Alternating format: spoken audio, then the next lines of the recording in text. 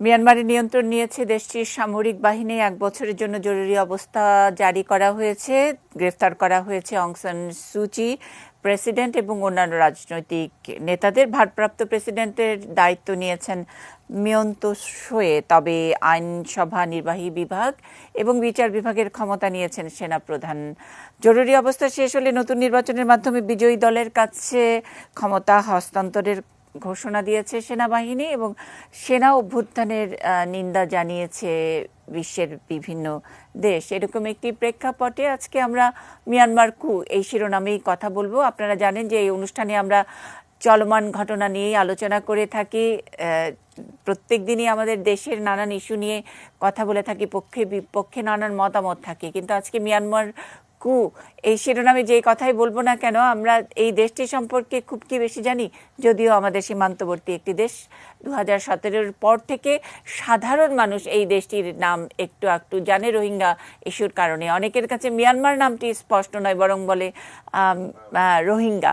তো সেই রকম একটি জায়গায় বসে পাশের দেশে এরকম একটি সামরিক অভ্যুত্থান, যে দেশের একটা লম্বা যেই স্বাধীনতার ইতিহাস, 73 বছরের ইতিহাসের মধ্যে তারা 63 বছরই সামরিক শাসনের মধ্যে ছিল, সেই দেশে আবারও নতুন করে সামরিক অভ্যুত্থান, সেটা নিয়ে আমরা আলোচকদের কাছ থেকে একটু বিস্তারিত শুনবো। কারণ অনেক সহজ করে ব্যাখ্যা শুনবো, এটার সঙ্গে কি হলো কি মন্দ, আমাদের সঙ্গে লাভালাভ, এই প্রশ্নগুলো এখন একেবারেই খুবই বলবো যে এই সময়ের প্রশ্ন নয়, কিন্তু তারপরেও এই দেশটি সম্পর্কেও অনেকের কৌতূহল আছে।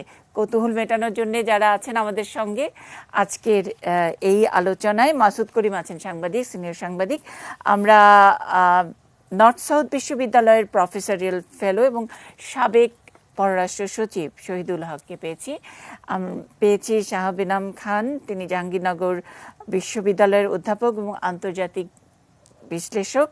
অবসরপ্রাপ্ত এয়ার কমোডোর ইশফাক ইলাহি চৌধুরী আমাদের সঙ্গে যুক্ত হয়েছেন, নিরাপত্তা বিশ্লেষক। আজকের যে লিড স্টোরি, অর্থাৎ সারাদিন ধরে সবগুলো গণমাধ্যমে প্রধান শিরোনাম হয়েছে আমাদের বাংলাদেশের পাশের দেশ, প্রতিবেশী একটি দেশে এই সামরিক অভ্যুত্থান নিয়ে। সহকর্মী শাওন মাহফুজের রিপোর্ট একটু দেখে আসি। সোমবার নয়া পার্লামেন্টের অধিবেশন বসার কথা ছিল, কিন্তু তার আগেই ভোরের দিকে অভিযান চালিয়ে অং সান সুচি, প্রেসিডেন্ট উইন মিন্ট এবং দলের অন্যান্য শীর্ষ নেতাদের আটক করা হয়। সেনারা কয়েকটি প্রদেশের মুখ্যমন্ত্রীকেও আটক করেছে। সরকারের পুরো নিয়ন্ত্রণ নিয়েছে সেনাবাহিনী। সেনাবাহিনীর টিভিতে ঘোষণা করা হয় ক্ষমতা কুক্ষিগত করেছেন সেনাপ্রধান মিন অং লাইং। জারি করা হয়েছে 1 বছরের জরুরি অবস্থা। দেশটিতে অবস্থিত বিদেশি দূতাবাসগুলোকে অযাচিত মন্তব্য ও পদক্ষেপ নেওয়া থেকে বিরত থাকার আহ্বান জানিয়ে বিবৃতি দিয়েছে সেনাবাহিনী।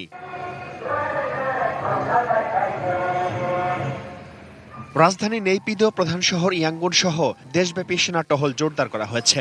বন্ধ রাখা হয়েছে মোবাইল ইন্টারনেট সংযোগ। যান্ত্রিক ত্রুটির কথা বলে রাষ্ট্রীয় গণমাধ্যম MRTVর সম্প্রচার বন্ধ করা হয়েছে।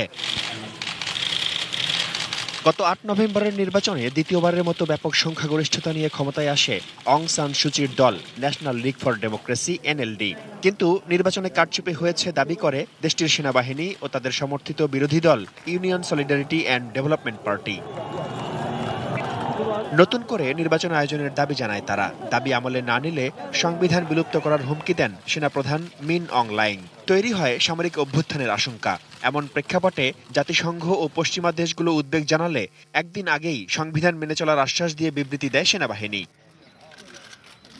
1948 সালে ব্রিটিশের কাছ থেকে স্বাধীনতা অর্জনের পর 1962 ও 1988 সালে দুবার সামরিক অভ্যুত্থান দেখেছিল মিয়ানমার। মানবাধিকার রক্ষা এবং সেনা শাসনের অবসান করে গণতন্ত্র ফিরিয়ে আনার দাবিতে আন্দোলনের কারণে 1989 থেকে 2010 সাল পর্যন্ত গৃহবন্দী ছিলেন সুচি। 2015 সালে বিপুল সংখ্যাগরিষ্ঠতা নিয়ে মিয়ানমারের ক্ষমতায় আসে সুচির দল ন্যাশনাল লিগ ফর ডেমোক্রেসি।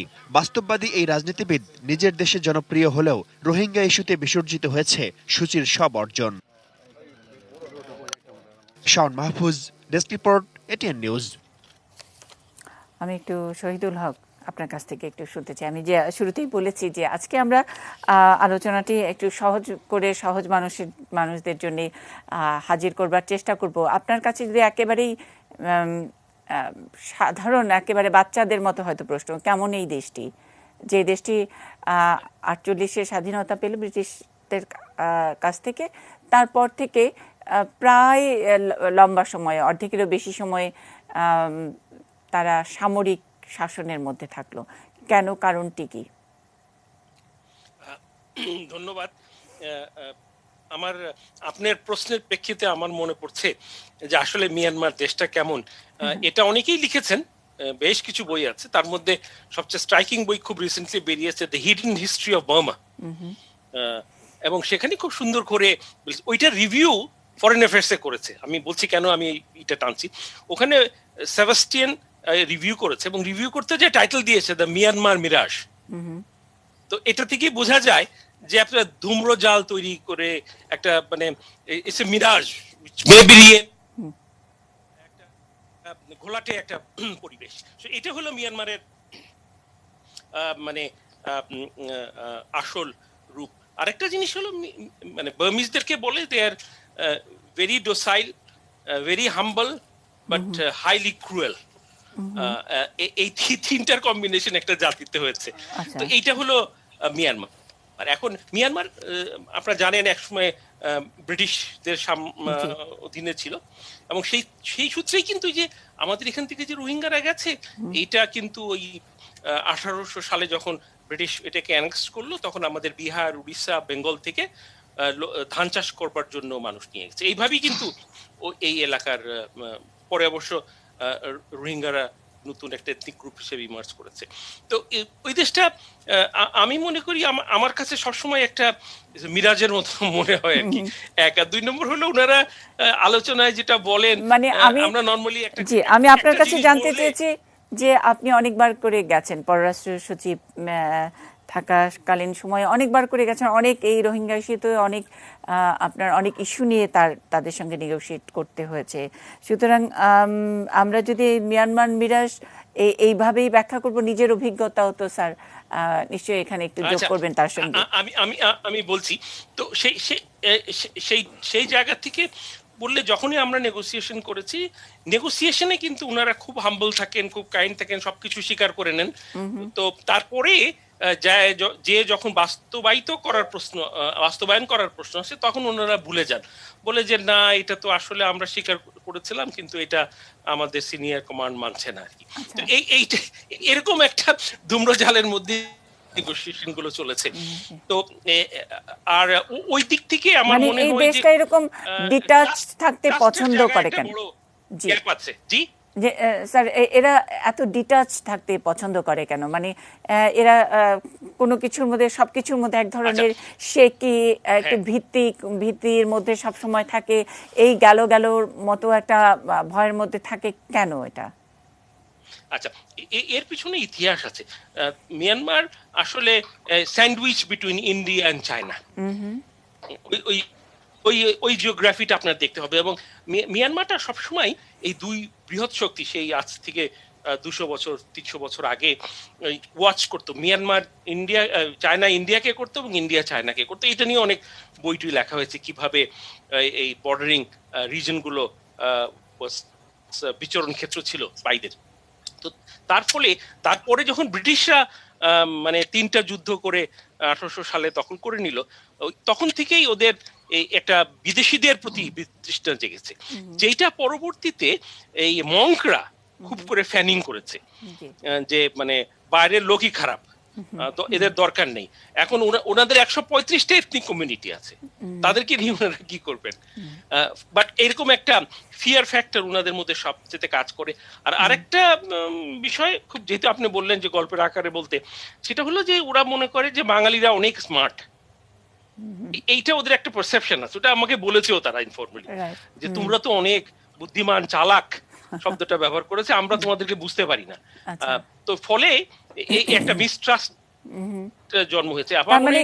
বাঙালি বলো না, যে কোনো বিদেশির প্রতি একটা মিসট্রাস্ট আছে। মানে এটা কি শুধু কি বাঙালি, কোন জাতিকে তারা ট্রাস্ট করে? এইটা আমার মনে হয়, যেমন চায়নার সাথে ধরেন, তাদের একটা লাভ এন্ড হেট রিলেশনশিপ আছে। সেজন্য তারা কোনো মানে যে আমার মতো দেখতে না, যে আমার মতো কথা বলে না, যে আমার মতো প্রে করে না, তাকে খুব একটা বিশ্বাস করা যাবে না। আচ্ছা। এই ধরনের একটা ন্যারেটিভ নিয়ে প্রত্যেকটা সরকারই এই মিয়ানমারবাসীকে সর্ট অফ স্যাটিসফাই করেছেন, সেটা পাওয়ার দিয়ে থাকার জন্যই হোক আর যে কোনো কারণেই হোক। ফলে একটা সাইকি ডেভেলপ করেছে, সেই সাইকিটা সহজে ভাঙবে বলে মনে হয় না। ইভেন এডুকেটেড লট যারা, তাদেরও একটা ধারণা যে সবাই তাদেরকে ঠকিয়ে দেওয়ার জন্য আসছে। কথাটা আংশিকভাবে সত্য হতে পারে, বাট এর মধ্যে দিয়ে যে তারা শত্রু তৈরি করেছে নিজের দেশেই মাইনরিটিসদের, যারা বিরাট একটা এই রোহিঙ্গারা তো was a big power both in politics and in military and also in economy. ওই জায়গাটা ভেঙে পড়েছে আর কি। তো এইটাই মানে এইটাই প্রশ্ন আর কি, যে একটা জাতি কিভাবে তার সাইকি ডেভেলপ করে এবং সেটা যদি ঠিকভাবে না করে তাহলে কি হয়। সবসময় অনেকে হয়তো ভাবছেন, যারা দেখছেন, সাংবাদিক হিসেবেও আমরা মানে ধরেন কোনো একটি দেশ সম্পর্কে জানতে হলে গুগল করে এবং এটার ভেতরের মানুষ যখন নাকি ঠিকঠাক করে না মেশা যায়, না বোঝা যায়, তখন ওই দেশ বা ওই মাটি সম্পর্কে ওই আলোচনাটা ঠিক হয় না। আর মিয়ানমারের বেলায় খুব কাছের দেশ হলেও সংস্কৃতি মনে হয় যে অনেকটাই আমরা কিছুটা ছোঁয়া পাই অনেকটা, কিন্তু তারপরেও আনট্যাপড, আমরা খুব সহজে ধরতে পারি না। তাদের এক ধরনের ভীতি আছে। আর সামরিক দীর্ঘদিন যে সেনা আর বাহিনীর নিয়ন্ত্রণে থাকার বিষয়টি, অনেকেই তো মিয়ানমার সম্পর্কে খুব মজা করে এরকম করে বলেন যে প্রত্যেক দেশের একটি সেনাবাহিনী আছে আর মিয়ানমারের সেনাবাহিনীর একটি দেশ আছে, ঠিক একেবারে উল্টো করে বলেন। আমি মাসুদ করিম সাংবাদিক, তার কাছ থেকে একটু শুনতে চাই, এই যে সবসময় বন্ধ তারা ইনফরমেশনও আমরা কয়দিন হলো পাওয়া শুরু করেছি, আর খুব কি বেশি পাচ্ছি, খুব কি এই ফ্রিডম আছে সাংবাদিকতা করা, ওখানে গিয়ে জনগণ, মানুষ, তাদের মন, এগুলো নিয়ে একটু দেখানো, বোঝানো, সেটারও তো খুব মানে আমরা খুব যে পেরেছি বা পারি তা কিন্তু নয়। আমি এটা আপনাকে দিদি একটু বলতে চাচ্ছি যে আমি একবার মিয়ানমার যাওয়ার সুযোগ হয়েছিল, এই শহীদুল হক সাহেব যখন পররাষ্ট্র সচিব ছিলেন, তখন আমাদের একটা মিডিয়া ডেলিগেশনের হয়ে ওই সময়ে আমরা দেখলাম যে ওখানকার ডেমোক্রেসি বা গণতন্ত্র সম্বন্ধে তাদের কোনো ধারণা নাই। কারণ হলো এরা দীর্ঘ সময় সামরিক শাসনে, 48 সালে যখন স্বাধীন হয়েছে দেশটা ব্রিটিশ থেকে, 62 সাল থেকে 50 বছর টানা সামরিক শাসন ছিল ওদের। যে কারণে গণতন্ত্র কি, গণতন্ত্র মানে ইংরেজিতে যে ডেমোক্রেসি, এই শব্দটাই ওরা ব্যবহার করে। ডেমোক্রেসির কোনো প্রতিশব্দ তারা বের করতে পারে না। ডেমোক্রেটিক প্রিন্সিপাল, কালচার বা ভ্যালুজ এর কিছুই তারা জানে না। তো তারপরে এখন যখন 2010-এ আসলো, আমরা দেখলাম 2015-এ একটা ইলেকশনে অং সান সুচি ক্ষমতায় গেলেন, আমরা 16-এ গেলাম। ওই সময়ে দেখলাম যে কিছু ওপেন আপ তারা করেছে। কি ওপেন করেছে? ইন্টারনেটটা ওপেন করেছে। সুচির সমর্থিত যারা বিদেশে ছিল মিডিয়াগুলি, যেমন মিজিমা ফর এক্সাম্পল, এরা কিন্তু এই ইয়াঙ্গুনে তারা চলে আসছে এবং প্রচুর সংখ্যক মানুষ ইন্টারনেট ব্যবহার শুরু করছে এবং জাম করে দাম পড়ে গেছে। একেবারে যেটা মনে করেন $1 মিলিয়ন ছিল, সেটা কম দামে নেমে আসছে। তো এই কারণে এরা মোটামুটি, এবং এই যে আগে দোকানপাট বন্ধ থাকতো সেটা খোলা হচ্ছে, মানে রাতের পর পর বন্ধ হয়ে যেত, মানে সামরিক কালাকানুনগুলি শিথিল হয়ে গেছে এবং গণতন্ত্রের স্বাদটা তারা কিন্তু আস্তে আস্তে পেতে শুরু করেছিল। এখন এই দেশটার মধ্যে আমাদের চেয়ে কিন্তু 5 গুণ বড় দেশ, 3 ভাগের 1 ভাগ জনগোষ্ঠী। তো ওই রকম একটা দেশ সামরিক শাসনের সময় আপনারা দেখবেন যে সামরিক জান্তা যারা ছিল প্রত্যেকেই তারা বুদ্ধিস্টদেরকে, বুদ্ধিস্ট যারা লিডার, যারা মাংস, তাদেরকে বিশেষ করে কট্টর বুদ্ধিজম দ্বারা তারা এই দেশটা পরিচালনা করেছে, যার কারণে হেটটা একটু বেশি, বিশেষ করে মুসলমানদের প্রতি, স্পেসিফিক্যালি রোহিঙ্গাদের প্রতি, এবং শহীদ ভাই যেটা বললেন যে বিদেশিদের প্রতি এই জিনিসটা আছে। তারপরেও তারা বেশিরভাগ ক্ষেত্রে চায়নার দ্বারা ব্যাক্ট হয়ে আভ্যন্তরীণভাবে এই দেশটা তারা চালাচ্ছিলেন।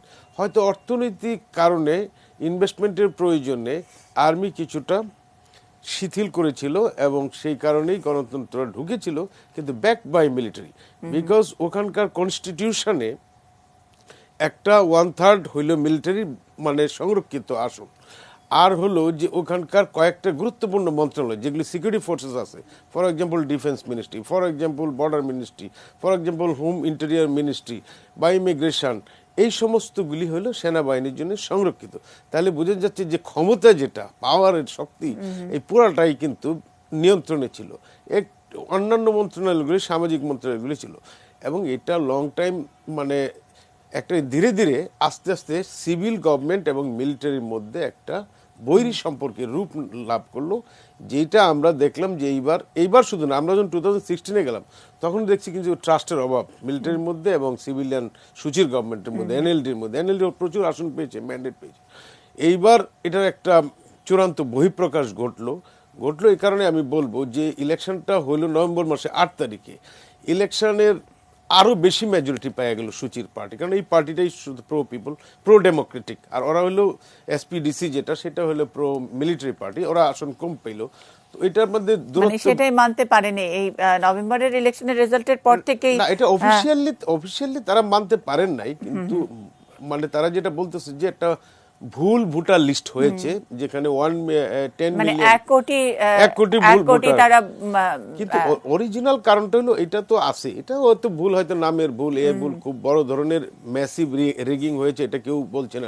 ইন্টারেস্টিং হলো যে এত লম্বা সময় ধরে সামরিক শাসনের মধ্যে থাকার পরেও এই নভেম্বরে যে ইলেকশন, এটা তো দ্বিতীয় দফার ইলেকশন, মানে গণতন্ত্রের অবস্থা আসার পর, এবং তখনই এই সামরিক জান্তারাই অভিযোগ করেছে যে ব্যাপক কারচুপি হয়েছে। তার মানে আসলে লম্বা সময় ধরে সামরিক জান্তার ক্ষমতার মধ্যে বা তাদের নিয়ন্ত্রণে থাকার পরেও কারচুপির অভিযোগটা করছে। তারা বলছে ভোটার লিস্টের ব্যাপারটা, লিস্টে এখন ভুল ওরা কি হিসেবে ধরছে, হয়তো নামের ভুল ধরছে, একটা টাইটেলের ভুল ধরছে, এইভাবে তারা 1 কোটি জোগাড় করেছে। সেটাও কত সঠিক, আসল কারণ আমরা যেটা জানতে পাচ্ছি, যেটা মনে হচ্ছে যে এই যে জেনারেল মিন অং, সে অভিযুক্ত আছে ওইখানে। এই মানে জুন জুলাই উনি রিটায়ারমেন্টে যাবেন। তো রিটায়ারমেন্টে যাওয়ার পরে ওনাকে হয়তো এখন যেভাবে চিফ এজেন্ট হিসেবে স্টেট কাউন্সিলর অং সান সুচি ইন্টারন্যাশনাল কোর্টে গিয়ে ডিফাইন করছে এজ এ রাষ্ট্রের প্রতিনিধি হিসেবে, কিন্তু উনি রিটায়ারমেন্টে গেলে এটা নাও হইতে পারে। সুতরাং তার একটা খুব খারাপ ভাগ্য ভবিষ্যতে বরণ করতে হতো। শুধু নিজের ভাগ্য তিনি নিজেই নিয়েছেন, রচনা করেছেন, এবং নিজে সম্প্রতি চাইনিজ যখন ফরেন মিনিস্টার ওই দেশ সফর করেন, সেখানে হয়তো কিছুটা বোঝানোর চেষ্টা করেছে ওনারা, কারণ মিলিটারি তো বেশিরভাগ চায়নাকে হয়তো কনভিন্স করেই তারা আসে। এটা তো এই হলো একটা পরিস্থিতির মধ্যে তারা একটা টেক ওভার করেছে 1 বছরের জন্য। তারা বলছে সাধারণত টেক ওভারের সময় কথা বলে, হয়তো এটা আরো এক্সটেনশন হবে 2-4-10 বছরের নিচে সাধারণত। মিয়ানমার আসলে কোন রকমের স্যাংশন কে কি বললো, কোন দেশ কি মন্তব্য করলো, সবচেয়ে ইন্টারেস্টিং হলো যে এই কু করার পরপরই তারা আগে বলে দিয়েছে অযাচিতভাবে অন্য কোনো দেশ যেন তাদের আভ্যন্তরীণ এই বিষয় নিয়ে কোন রকমের কোনো মন্তব্য না করে। ওটা আমাদের মানদণ্ডে বিচার করলে হবে না, ওখানে কারো কিছু মন্তব্য করার নাই, করবেও না ভিতরে গিয়ে অন্তত। কিন্তু অযাচিত এবং অন্যান্য দেশ, যদিও বিভিন্ন দেশ এটার একটা বাইরে থেকে করছে, ওনার অ্যাম্বাসেডাররা নড়ছে না, ওখানে কেউ কোনো কথা বলতে পারবে না, ওখানে কোনো ওখানে সোশ্যাল মিডিয়া সবকিছুই এখন বন্ধ, মোটামুটি ফোনেও খবর পাওয়ার দুঃসহ অবস্থা তৈরি হয়েছে। যে জায়গায় ছিলাম আমরা একেবারে গল্পের মতন করে, আসলে আমাদের অনেক সাধারণ মানুষের কাছে একটা গল্পের মতো দেশ, রহস্যের এখনো অনেক রহস্য পাশের এই দেশটি। শুধু আমরা টুকটাক এই রোহিঙ্গা, তাদের উপর নির্যাতন, একটা স্টেট সেখান থেকে তাদেরকে বের করে দেওয়ার কথা শুনেছি, যেহেতু বাংলাদেশ এই বর্ডারটি খুলে দিয়েছিল তাদের উপর নির্যাতন চলাকালে। আর অন্যান্য বর্ডারের কি অবস্থা, চারিদিকে কারা কারা আছে, কোন কোন দেশ আছে, তাদের সঙ্গেই বা সম্পর্ক কেমন? সহকর্মী মফিদুল তপু খুব ছোট করে ম্যাপটাকে বিশ্লেষণ করেছেন মিয়ানমারের, সেটা শুনে শাহবেন আম খানের কাছে যাব। উত্তর পশ্চিমে বাংলাদেশ ভারত, উত্তর পূর্বে চীন, পূর্ব এবং দক্ষিণ পূর্বে লাওস এবং থাইল্যান্ড, পশ্চিমে বঙ্গোপসাগর আর দক্ষিণে আন্দামান সাগর। এই ভৌগোলিক সীমানা পরিবেষ্টিত দেশটাই মিয়ানমার। এককালের ব্রিটিশ কলোনি দক্ষিণ পূর্ব এশিয়ার দেশটি স্বাধীনতা পায় 1948 সালে।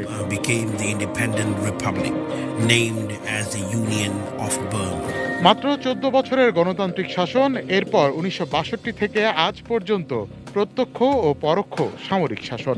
সামরিক সরকারের অনুমতি ছাড়া গণমাধ্যমে খবর প্রচার বা প্রকাশ তো দূরের কথা, দেশটি সম্পর্কে খুব সাধারণ তথ্য পেতেও করতে হয় অসাধারণ চেষ্টা। নানা সময়ে আন্তর্জাতিক গণমাধ্যম ও কূটনৈতিক সূত্রে প্রকাশিত তথ্য বলছে, প্রায় শতাধিক জাতিগোষ্ঠীর আবাস হলেও মিয়ানমারের ক্ষমতার নিয়ন্ত্রণ মূলত সংখ্যাগরিষ্ঠ বামারদের হাতে। ক্ষমতার টানাপোড়েনেই গৃহযুদ্ধ চলছে দেশটিতে। এদের মধ্যে কারেন, কাচিন ও আরাকানের বিদ্রোহী গোষ্ঠীগুলো বেশ শক্তিশালী। ক্ষমতা সুসংহত করতে মিয়ানমারের সামরিক জান্তা প্রতিবেশী চীনের উপর অনেকটা নির্ভরশীল। যদিও প্রতি বছর সামরিক খাতে বিপুল অর্থ ব্যয় করে মিয়ানমার, তারপরও নৌ ও বিমান বাহিনীর শক্তির বিচারে প্রতিবেশীদের চেয়ে অনেকটাই পিছিয়ে দেশটি। মিয়ানমারের অর্থনীতির মূল চালিকা শক্তি মূলত খনিজ সম্পদ, এরপরই রয়েছে পর্যটন। বাংলাদেশের চেয়ে প্রায় 5 গুণ বড় দেশটির জনসংখ্যা মাত্র 5.5 কোটির মতো। যদিও অর্থনৈতিক সূচকের সবকটিতেই দেশটি পিছিয়ে রয়েছে প্রতিবেশীদের চেয়ে, আর সামাজিক উন্নয়ন সূচকে রয়েছে সারা বিশ্বে শেষের সারিতে। মিয়ানমারের রাখাইন রাজ্য থেকে বিতাড়িত হয়ে 2017 সালে বাংলাদেশে আশ্রয় নিয়েছে প্রায় 12 লাখ রোহিঙ্গা। গত 3.5 বছর ধরে তারা বেঁচে আছে, স্বপ্ন দেখছে শুধুমাত্র বাংলাদেশ তাদের আশ্রয় দিতে রাজি হয়েছিল বলেই। যদিও 50 বছর আগে বাংলাদেশের মুক্তিযুদ্ধের সময় মিয়ানমার ঠিকই মুখ ফিরিয়ে নিয়েছিল। ছুটে যাওয়া শরণার্থীদের কপালে জুটেছিল অন্তহীন দুর্ভোগ, আর পাকিস্তানিদের সঙ্গে হাত মিলিয়ে বাঙালি জাতি নিধনে সব ধরনের সহায়তা করেছিল মিয়ানমার সরকার। Mofidul Topu, ATN news, Dhaka. শাহরিনাম খান, যেমনটি বলছিলেন শহীদুল হক, সাবেক পররাষ্ট্র সচিব, যে চীন এবং ভারত এই দুটি মোটামুটি বড় শক্তির মাঝখানে স্যান্ডউইচ, এবং সেই কারণেই এক ধরনের ইনসিকিউরিটি তাদের মধ্যে কাজ করে, অবিশ্বাস কাজ করে। চীন আর ভারতের খেলার মাঝখানে কি মিয়ানমার এখানে সবসময় এতটা প্রোটেক্টিভ, নাকি অন্য কোনো কারণ রয়েছে? আনমিউট করবেন একটু। ধন্যবাদ মনিদি। আমি অ্যাম্বাসেডর হকের কথা শুনছিলাম, very interesting. Exactly that is the problem. মানে ওদের আইডেন্টিটির ক্ষেত্রে একটা বড় প্রবলেম হলো যে ওদের যে মিক্স অফ পপুলেশনটা আছে এটা খুব জটিল। আমি যদি একটু প্রথম থেকে বলি, ধরেন এখন যদি আপনি ওদের বুদ্ধিস্ট পপুলেশনটা দেখেন, এটা দুই ভাগে বিভক্ত। একটা হলো থেরাবাদা বুদ্ধিস্ট, যেটা আপনার 89% প্র্যাকটিস করে, আর একটা হলো মহায়ানা বুদ্ধিস্ট, সেটা 1% প্র্যাকটিস করে। থেরাবাদা বুদ্ধিজমের মধ্যে দেখা যাচ্ছে এক ধরনের ইনটলারেন্স আমরা মাঝে মাঝে দেখতে পাই। একটা বড় কথা ওরা সবসময় বলার চেষ্টা করে যে ওদের ডেমোগ্রাফিতে একটা বড় চেঞ্জ আসছে বিকজ অফ ফরেনার্স। আমি এখানে ধরে নিচ্ছি ফরেনার্স বলতে ওরা মানে রাখাইনদেরকে, রোহিঙ্গাদেরকে ধরছে, কিছু কিছু কাচিনদেরকে ধরছে, কিছু কিছু ওয়াস্ট স্টেটের মানুষদেরকে ধরছে। সেখানেও যদি আমরা দেখি যে 65% কিন্তু বামার পপুলেশন। এর মধ্যে সবচেয়ে কম পপুলেশন যেটা আছে সেটা হলো রাখাইন, সেটা হলো 1.5%। 65% কিন্তু বামার। এর মধ্যে যদি আপনি আবার ভাগ করেন বামারদের মধ্যে, এটা আবার ইন্টারেস্টিং কম্পোজিশন আছে, যার মধ্যে বার্মিজ, চাইনিজ বা পান্থে সেটা সংখ্যা হলো 3%, আর বার্মিজ ইন্ডিয়ানদের সংখ্যা হলো 2%। বাকিগুলির মধ্যে আবার সেকশনগুলি রয়ে গেছে। সুতরাং আজকে যে 135টা সাবসেকশন করা হয়েছে, সেই সাবসেকশনটা অ্যাকচুয়ালি করা হয়েছিল ব্রিটিশ আমলে 19th সেঞ্চুরি আর্লিতে। ব্রিটিশরা একটা সার্ভে করেছিল, এই সার্ভের মধ্যে 8টা এথনিক কমিউনিটি পেয়েছিল, যার মধ্যে বামার, চান, কারেন, ক্যাচিন, চীন, মন, রাখাইন এরা ছিল। ফলে যখন এটাকে সিটিজেনশিপ অ্যাক্টের মধ্যে নিয়ে আসা হলো, তখন বার্মিজ মিলিটারি দেন এটাকে সাবসেকশন করেছে। সাবসেকশন গুলি এই থেরাবাদা বুদ্ধিজম, মহায়ানা বুদ্ধিজম, পান্থে ইত্যাদি ইত্যাদি এই সেকশন গুলিতে নিয়ে আসে। এর মধ্যে দেখা গেল যে বুদ্ধিস্ট যে জনসংখ্যাটা আছে 1973-তে 88% ছিল, 88.8% ছিল, সেটা এসে 2014-তে কমে গেছে। আবার অন্যদিকে কিন্তু এখানে একটা মনে রাখতে হবে, তারা কিন্তু একটা শুভঙ্করের ফাঁকি দিয়েছিল যে রাখাইনের পপুলেশনটাকে এখানে ইনক্লুড করে। খ্রিস্টানদের সংখ্যা দেখা যাচ্ছে যে 4.6% থেকে বেড়ে 6.2% গেছে। ইসলামিক প্র্যাকটিস যারা করে তারা 3.9% থেকে 4.3% গেছে, এবং হিন্দু পপুলেশন 0.4 থেকে 0.5 এর মধ্যে ঘোরাঘুরি করেছে। সুতরাং তারা যে এক ধরনের সেন্টিমেন্ট তৈরি করছে যে ফরেনাররা এসে তাদের ডেমোগ্রাফিকে চেঞ্জ করে দিচ্ছে, সেটাও কিন্তু খুব একটা ক্লিয়ারলি আমরা পাই না। আবার যদি আপনি একটু দেখেন যে ওদের পপুলেশনের মধ্যে একটা বড় পপুলেশন আছে, সেটা হলো অ্যাংলো বার্মিজ এবং গুর্খা, এটা ভুলে গেলে হবে না। অ্যাংলো বার্মিজ এবং গুর্খা তারা ডায়াসপোরাতেও আছে এবং তাদের একটা বড় সংখ্যা ইয়াঙ্গনে আছে, এবং গুর্খারা কিন্তু রয়ে গেছে সেই সেকেন্ড ওয়ার্ল্ড ওয়ারের সময় থেকে। সেকেন্ড ওয়ার্ল্ড ওয়ারের সময় শুধু ব্রিটিশরা যে ইন্ডিয়ান সোলজার বা রাখাইনের মুসলিমদেরকে ব্যবহার করেছে তা না, গুর্খাদেরকে নিয়ে আসা হয়েছে। গুর্খারা আবার দুটো ভাগ হয়ে গেছে, প্রো জাপানিজ, প্রো ইংলিশ। তো সেইখানে গিয়েও এক রকমের মানে দ্বিধাদ্বন্দ্ব তাৎপর্যের জন্য সবসময় ছিল।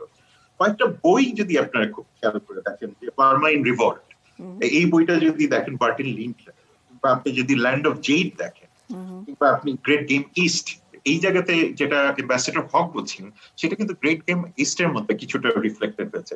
সেখানে বলছে এই পুরো ইকোনমিটা 1948 এর পর থেকে ওপিয়াম বেসড। ওপিয়াম বেসড মানে হাইলি ইনফর্মাল ইকোনমিতে কনভার্ট করে, ফলে economic disparity was always there.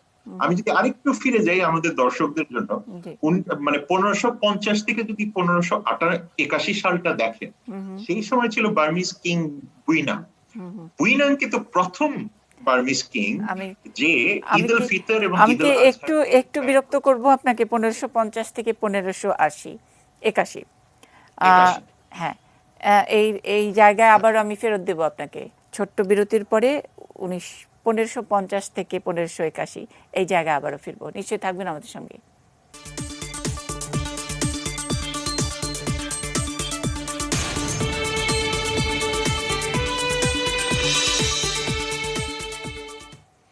Ispahani news hour extra মিয়ানমারকু এই শিরোনামে কথা বলছি, যেখানে থামিয়ে দিয়ে গেছিলাম শাহাব এনাম খান কে, জাহাঙ্গীরনগর বিশ্ববিদ্যালয়ের অধ্যাপক ও আন্তর্জাতিক বিশ্লেষক, আমাদেরকে খুব সহজ করে বুঝাচ্ছিলেন যে এই মিয়ানমারটা এত অচেনা কেন, এইরকম একটি বৈশ্বিক বাস্তবতা আমরা আছি, কোনো দেশে তো অচেনা নয়, কিন্তু তারপরেও একেবারে বাড়ির কাছে আর শ্রীনগরটা আমরা ঠিক করে জানিও না, চিনিও না।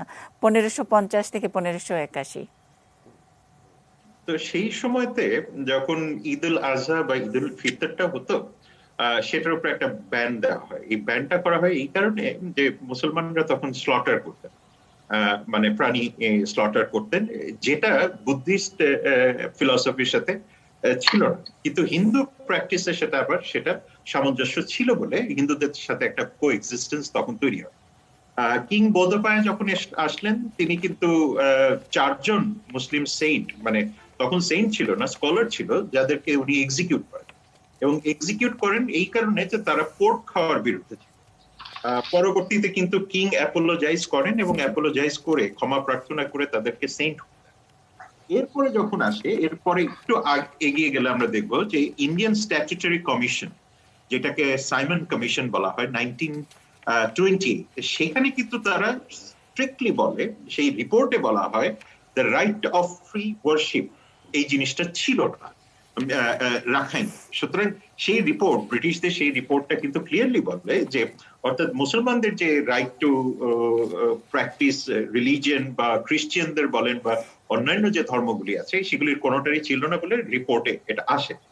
বার্মা রায়ট ইনকোয়ারি কমিটি, যেটাকে ব্রন্ড কমিটি বলা হয়, 1938-39, সেখানে ক্লিয়ারলি বলা হয় যে রাখাইনে যে ঘটনাগুলি ঘটছে সেগুলি হলো অ্যাক্ট অফ জেনোফোবিয়া। অর্থাৎ এখানে বলা হচ্ছে যে পুরোটাই রেশিয়াল কম্পোজিশনের উপরে তৈরি করে এই অ্যাক্ট অফ জেনোসাইড গুলি চলছে।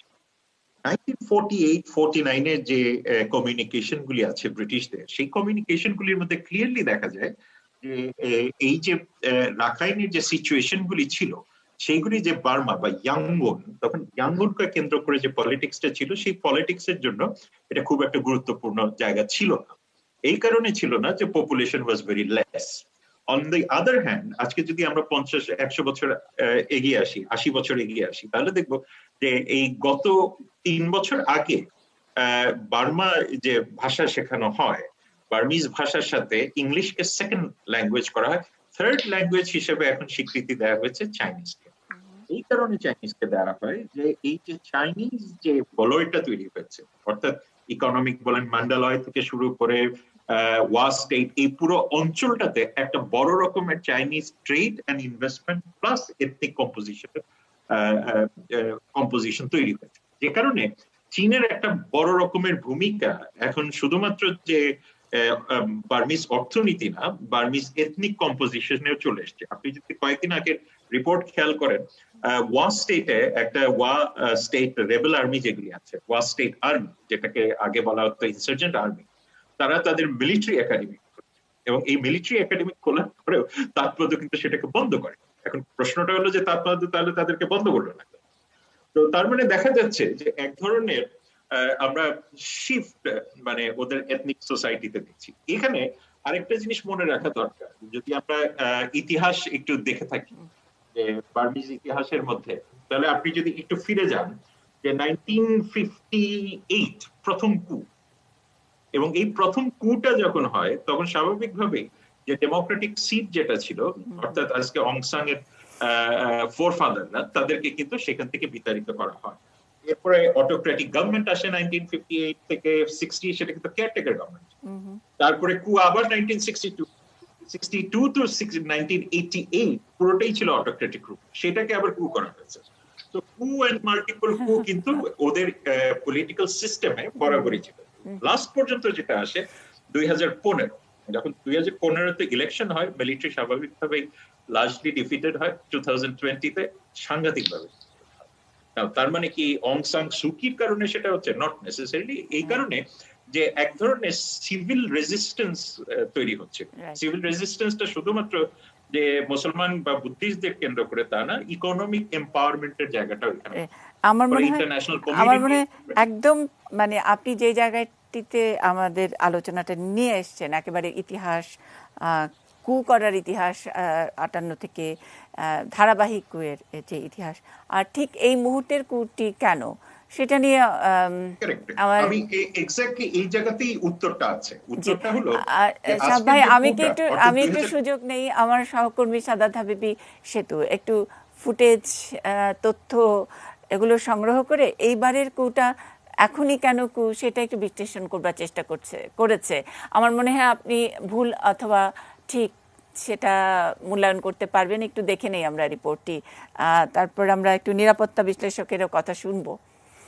मैं जितनी मोहब्बत करता हूँ उतनी नफरत भी कर सकता हूँ। मोहब्बत और नफरत, चिनाय सेठ, जिनके अपने घर शीशे के हों वो दूसरों पर पत्थर नहीं फेंका करते। 1965-তে কিংবদন্তি রাজকুমারের ওয়াক্ত সিনেমার এই সংলাপ এখনো যেন বর্তমান। যে কাচের ঘরে থাকে তার অন্যের বাড়িতে ঢিল মারতে হয় না।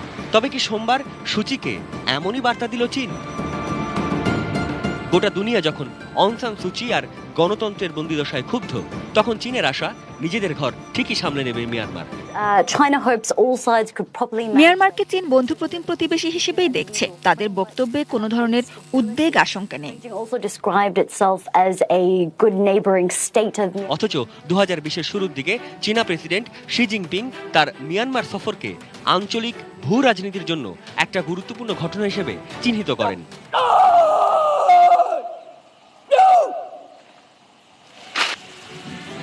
কর্তৃত্ব হারানো দিশেহারা আর্মির ক্ষোভ ছিল সুচির পররাষ্ট্রনীতিতেও। রোহিঙ্গা ইস্যুতে সুচি ও তার দল এনএলডির ঢাল চীন। আর্থিক সমীকরণে মিয়ানমারের বিদেশি যত ঋণ তার 40% চীনের। সেই সাথে দেশটির 62টি মেগা প্রকল্প চীনের হাতে। আর সম্প্রতি চীন হাটাও নীতির অংশ হিসেবে ভারত মিয়ানমারে $484 বিলিয়ন বিনিয়োগ বাড়িয়েছে। অন্যদিকে মিয়ানমারের শান রাজ্যে চীনাদের সংখ্যা বাড়ছে। মালান্দাতে চীনা আর স্থানীয় বার্মিজদের মধ্যে মাঝে মাঝেই ছড়াচ্ছে ক্ষোভ। মিয়ানমারের বুদ্ধিজীবীদের ধারণা, ভারতের লাদাখের মতোই এই প্রদেশেও সংঘর্ষের আশঙ্কা রয়েছে। আর এখানেও পৃষ্ঠপোষক চীন। মিয়ানমারের ভেতরের অনেকেই মনে করেন যেই আরাকান আর্মি দমনের ইস্যুতে রোহিঙ্গা সংকটের শুরু, সেই আরাকান আর্মিরও পৃষ্ঠপোষক চীন। এবার দেখা যাক মিয়ানমারের ঘরের দিকে। নভেম্বরের নির্বাচন পিছিয়ে দেওয়ার জন্য বারবারই আহ্বান জানিয়েছিল আর্মি, তাতে কোনো কান দেয়নি নির্বাচন কমিশন। আর ওই নির্বাচনে অং সান সুচির দল এনএলডি 83% আসন নিয়ে ক্ষমতার পথে। তখন থেকেই সেনাবাহিনীর দাবি, কোটি খানেক ভুয়া ভোটারের ব্যালটে এই জয়, পুনর্নির্বাচন করতে হবে। সেনাগোষ্যার আরও কারণ আছে। সুপ্রিম কোর্টের 9 বিচারকের মধ্যে 6 জন আগে নিয়োগ পেত সেনাবাহিনী থেকে, যা এখন কমে গেছে। নির্বাচন কমিশন গঠন করত সেনাবাহিনী, যা এখন বেসামরিক সরকারের হাতে। 2001 সাল থেকে রাজনৈতিক প্রক্রিয়ায় দেশটিতে নিজেদের ক্ষমতা হারানো শুরু করে সামরিক বাহিনী। আন্তর্জাতিক অপরাধ আদালতে রোহিঙ্গা ইস্যুতে বেসামরিক সরকারের ব্যর্থতা আর ঘরে বাইরে 1988 সালের পর গত 3 বছরে সবচেয়ে কম জনপ্রিয়তা অং সান সুচির। মিয়ানমারের বুদ্ধিজীবীরা মনে করেন চীন, ভারত, রোহিঙ্গা এই 3 ইস্যুতে বিভাজিত সুচির দল এনএলডিও। সাদাত হাবিবি সেতু, এটিএন নিউজ, ঢাকা। তারপরে তো নিরাপত্তা বিশ্লেষকের বিশ্লেষণ শুনতেই হবে। আমি অবসরপ্রাপ্ত এয়ার কমোডোর ইশফাক ইলাহি চৌধুরীর কাছ থেকে মন্তব্য শুনতে চাই। ধন্যবাদ। এখন পর্যন্ত যেসব আলোচনা হয়েছে তার অনেক কিছুর সাথে আমি সুরমিলিয়ে বলছি যে যেটা এই যে বিদেশিদের প্রতি তাদের যে অবিশ্বাস বা ভয়, জেনোফোবিয়া যেটাকে ইংরেজিতে বলা হয়, এটার জন্য ইতিহাস তো নিশ্চয়ই দায়ী। কারণ ব্রিটিশদের সময় 3টা যুদ্ধ হয়েছে, 3টা যুদ্ধের ফলে তারা কিন্তু সাম্রাজ্য হারিয়েছে। এই যে আজকের যে আসাম, এই আসামটা কিন্তু একসময় ব্রহ্ম সাম্রাজ্যের অধীনেই ছিল। তো প্রথম বার্মা যুদ্ধে এটা দখল করে নেওয়া হয়। দ্বিতীয় এবং তৃতীয় যুদ্ধে সমস্ত বার্মা যখন ভারত ব্রিটিশের অধিকারে আসে, তখন কিন্তু সারা ভারত থেকে অনেক সংখ্যক মিডল লেভেল এবং নিচের দিকে ওয়ার্কার্স নিয়ে সেখানে তাদেরকে কাঠ সংগ্রহ বা তাদের খনিজ সম্পদ সংগ্রহে নানান ব্যাপারে আমরা জড়িত ছিলাম, এবং যেই জন্য তাদের বিশেষ করে ভারতীয়দের, ভারত বলতে মানে গ্রেটার ইয়েদের প্রতি তাদের একটা বিরাট অবিশ্বাস আছে। এবং দ্বিতীয় বিশ্বযুদ্ধের সময় যখন বিশেষ করে এই আরাকানের মুসলমানরা, তারা তো ব্রিটিশের পক্ষে ছিল, এবং জাপানিজদের যেখানে অং সান জাপানিজদের বিরুদ্ধে যে আন্দোলন, জাপানিজদের পক্ষে যে ব্রিটিশদের বিরুদ্ধে যে আন্দোলন করে গড়ে তুলেছিলেন, সেটা বিরুদ্ধে ছিল। তো সেই জন্য তাদের তো দীর্ঘদিনের অবিশ্বাস সেখানে আছে। তবে আজকের এই কুর সাথে আমার একটা মানে সিমিলি মনে হচ্ছিল যে 1958 সালে পাকিস্তানে যখন প্রথম সামরিক শাসন আইয়ুব খান জারি করেন, তখন পাকিস্তানের একটা নতুন শাসনতন্ত্র হয়ে প্রথম সাধারণ নির্বাচনের তারিখ ঘোষণা হয়েছে, সাধারণ নির্বাচনের প্রস্তুতি চলছে, এবং আইয়ুব খানের তার এক্সটেনশনও শেষ, এবং ইস্কান্দার মির্জা তাকে বলে দিয়েছিলেন আর তোমার এক্সটেনশন হবে না, এখন তুমি রিটায়ার করবা। তো এই সুযোগ নিয়ে উনি একটা কু করে নেক্সট 10 বছর পর্যন্ত উনি চালিয়ে গেলেন। তো এখানেও আমি যে জেনারেল মিন, এখন তার অবসর যাওয়ার কথা বোধহয় জুন না জুলাইতে, এবং একটা নির্বাচন হয়ে গেছে যেখানে তার সমর্থিত দল ভীষণভাবে পরাজিত হয়েছে। তো সেই সুযোগ তিনিও সেই সুযোগটা বোধহয় নিলেন, এবং আমার মনে হয় দীর্ঘদিন ক্ষমতায় থাকার সম্ভাবনা তার আছে। তো দুর্ভাগ্যজনক ভাবে মায়ানমারের জনগণের জন্য দুর্ভাগ্য, 1948 সালে যখন ব্রিটিশ এই মায়ানমার ছেড়ে চলে যায়, তখন সমস্ত দক্ষিণ এশিয়ার মধ্যে সব থেকে উন্নত রাষ্ট্র ছিল মায়ানমার। উন্নত বলতে মানে তাদের অর্থনৈতিক দিক দিয়ে, তাদের লেখাপড়ার হার, তাদের সামাজিক অবস্থান, এই থাইল্যান্ড, মালয়েশিয়া এদের থেকে তারা অনেক এগিয়ে ছিল। ভিয়েতনাম, কম্বোডিয়া এগুলো তো ছিলই না। তো আজকে কিন্তু তারা এই যে কিছুক্ষণ আগে আপনাদের সাংবাদিক বন্ধু বললেন যে তারা আমাদের সামাজিক সুযোগ ইয়েতে তারা অনেক পিছিয়ে, এমনকি যদিও দেশটির তো অঢেল সম্পদ রয়েছে, এবং এর মূল কারণটাই হচ্ছে এই যে সামরিক জান্তা দীর্ঘদিন ধরে তাদের ক্ষমতা পাকাপোক্ত করার জন্য সমস্ত বিশ্ব থেকে তাদেরকে আলাদা করে রেখেছে, এবং তাদেরকে সামরিক গোষ্ঠীর যে শোষণ, সেটা কিন্তু জনগণের উপর তারা চালিয়েছে। দুঃখজনক ভাবে এই সুযোগ এসেছিল অং সান সুচির একটা বিরাট পরিবর্তনের জন্য, কিন্তু তিনিও কিন্তু এই ব্যালেন্স করতে গিয়ে তিনি কিন্তু সামরিক বাহিনী একটা আমি বলবো তল্পিবাহক হিসাবে নিজেকে বিশ্বের দরবারে এবং ডেফিনেটলি আমাদের চোখে তাকে উপস্থাপন করেছেন। একজন নোবেল বিজয়ী হওয়া সত্ত্বেও তিনি যেভাবে নির্লজ্জ ভাবে সামরিক শাসকদের এই যে জেনোসাইডকে এবং নরহত্যাকে তিনি আন্তর্জাতিক আদালতের সামনে জাস্টিফাই করার চেষ্টা করেছেন, এর ফলে ব্যক্তিগতভাবে আমি আমার নিজের এবং সারা বিশ্বের সামনে উনি কিন্তু নিন্দিত হয়েছে। এখন আজকে যদিও গণতন্ত্রের জন্য আমরা নিশ্চয়ই আমরা দুঃখিত যে গণতন্ত্র হারিয়ে গেল মায়ানমার থেকে আবার, কিন্তু এই খুব বেশি আমার কিন্তু সিম্পেথি নাই এই অং সান সুচির প্রতি, বিশেষ তিনি যে তার রোল তিনি যেভাবে আমাদের এই বিশেষ করে রোহিঙ্গা নিধনের ব্যাপারে তিনি যেভাবে তার রোল প্লে করেছেন। তবে আমি মনে করি যে এবং মায়ানমারের সাধারণ জনগোষ্ঠী এখন আমি মনে করি যে গণতন্ত্র তারা চায়। এই জন্য আপনাদের সাংবাদিক একজন বললেন ওরা গণতন্ত্র বোঝে না, সেটা ঠিক নয়। কারণ এই গণতন্ত্র পুনরুদ্ধারের জন্য 1980s এর দিক থেকে তারা কিন্তু ভীষণ ভাবে আন্দোলন করেছে এবং বহু হত্যাকাণ্ড হয়েছে, তাদের জানমালের অনেক ক্ষতি তারা স্বীকার করে গণতন্ত্রটাকে তারা এনেছিল, কিন্তু সেটা সুদৃঢ় করতে পারেনি এই সামরিক জান্তার চাপের মুখে। তো আমি আশা করব যে ভবিষ্যতে আমাদের এই যে বাংলাদেশের সাথে রিলেশনশিপটা কিন্তু আস্তে আস্তে গড়ে উঠছিল, আমাদের ব্যবসা বাণিজ্য তো আছেই, তাছাড়া এই রোহিঙ্গা ইস্যুতেও আমরা বেশ একটা আশাবাদী ছিলাম। এখন নতুন সরকার সেই জায়গাটিতে আসতে চাইছিলাম। অন্য সববার যেমন তেমন যতবারই এই অভ্যুত্থান হোক না কেন, তখন পাশের দেশ হিসেবে শুধু একটা স্টেটমেন্ট করা যে গণতন্ত্র ফিরে আসুক ইত্যাদি, কিন্তু এইবার বাংলাদেশের যে কথা বা অন্যান্য মিডিয়াতেও স্টেটমেন্ট তারা গণতন্ত্রে ফেরত আসুক ইত্যাদির পাশাপাশি রোহিঙ্গা ইস্যু কোথাও কোথাও কেউ আলোচনা করেছে। বাংলাদেশের পররাষ্ট্রমন্ত্রী তিনি এই অভ্যুত্থান নিয়ে মন্তব্য করতে গিয়ে তিনি বলেছেন যে সেনা অভ্যুত্থান হলেও রোহিঙ্গা প্রত্যাবাসন বাধাগ্রস্ত হবে না বলে তার আশা, এবং রোহিঙ্গা প্রত্যাবাসন ইস্যুতে দুই দেশের সরকারের সাথে আলোচনা হয়েছে, কোনো ব্যক্তি বিশেষের সাথে নয়। সুতরাং এই মিয়ানমারে এই উদ্ভূত পরিস্থিতিতে প্রত্যাবাসন প্রক্রিয়া যে বন্ধ হয়ে যাবে এটা নিয়ে যারা নানা রকম মন্তব্য করছেন, আশঙ্কা করছেন, সেটা হয়তো ঠিক নয়। এই প্রসঙ্গটি ধরেই আমি আবারও শুনতে চাইব, আমাদের সঙ্গে সাংবাদিক মাসুদ করিম আছেন, নর্থ সাউথ বিশ্ববিদ্যালয়ের প্রফেসরাল ফেলো এবং সাবেক পররাষ্ট্র সচিব আছেন শহীদুল হক, আমরা তার কাছে শুনবো। অবসরপ্রাপ্ত এয়ার কমান্ডার ইশফাক ইলাহি চৌধুরী আমাদেরকে এতক্ষণ বলছিলেন এই প্রসঙ্গটি তিনি আসলে তার আলোচনা থেকেই সামনে এলো। শাহাব ইনাম খান আমাদেরকে আরও একটু বিস্তারিত বলবেন। তার আগে একটা ছোট্ট বিরতি নিতে চাই, নিশ্চয়ই থাকবেন আমাদের সঙ্গে।